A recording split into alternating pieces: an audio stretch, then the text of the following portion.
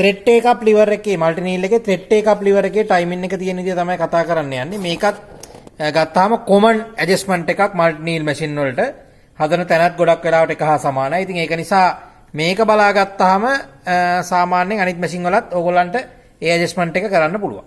මේකෙදි වෙන්නේ දැන් take up මෙතනින් නූල release කරන වෙලාව තමයි අර thread cam timing එකේ වගේම හදන්න තියෙන්නේ.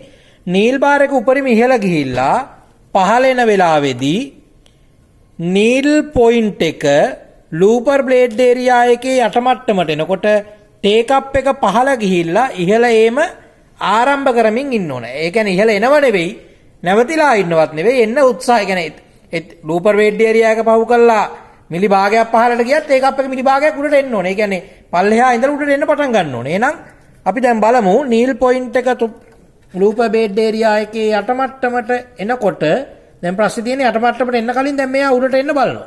එහෙනම් මෙයාගේ ටයිමින් එකේ වරදක් තියෙනවනේ. එහෙනම් මොකද්ද කරන්නේ? මෙන්න මෙතන take up lever එකට සම්බන්ධ ඇසට්‍රික් එකේ ඇන දෙක බුරුල් කර ගැනීම කරන්න ඕන.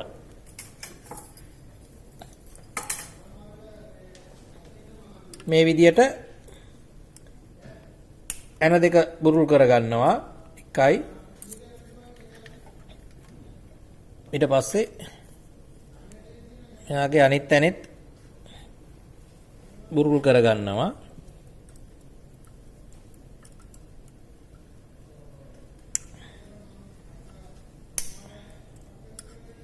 මේ ඇසෙන්ට්‍රික් එක මට වෙනස් කරන්න පුළුවන්.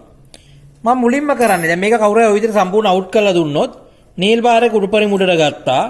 උඩට අරගෙන පහළට එන වෙලාවදී මැෂින් එක අරගෙන පැත්තටම කරකවලා නීල් පොයින්ට් එක ලූපර් බේඩ් ඒරියා එකේ යට මට්ටමට අරන් නවත්ත ගන්න. right අරගෙන දැන් මම ඇසෙන්ට්‍රික් එක මෙහෙම කරකවනකොට දැන් ඇසෙන්ට්‍රික් එක ඔන්න උඩරිම පහළට ගියා.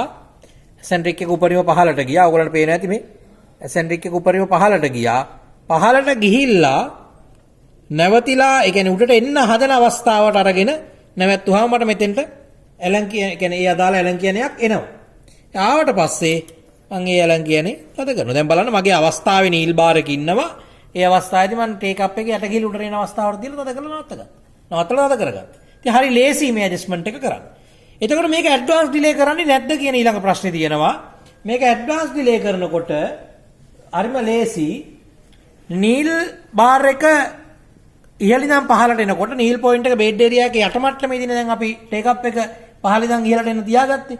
හැබැයි මෙයා මැද මට්ටමේදී හෝ උඩ මට්ටමේදී ටේක් අප් liver ඉහළට හිට පහළ සිට ඉහළට එම ආරම්භ කරනවා නම් අපි කියනවා ටේක් අප් liver ටයිමින් එක ඇඩ්වාන්ස් වෙලා කියලා.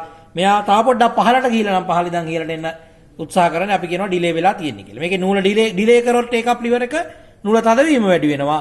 ඇඩ්වාන්ස් කරොත් නූල බුරුල් වීම වෙනවා. හැබැයි ලූපර් එකේ උඩ මට්ටමේ ඉඳන් වැඩිපුර කියන්නේ උඩ මට්ටමට වඩා ටිකක් උඩදී මෙයා පහළ ඉඳන් ඉහළට එම ආරම්භ කරනවා නම් ස්පීඩ් මහන වෙලාවට ස්කිප් ස්ටිච් වෙන්න පුළුවන්.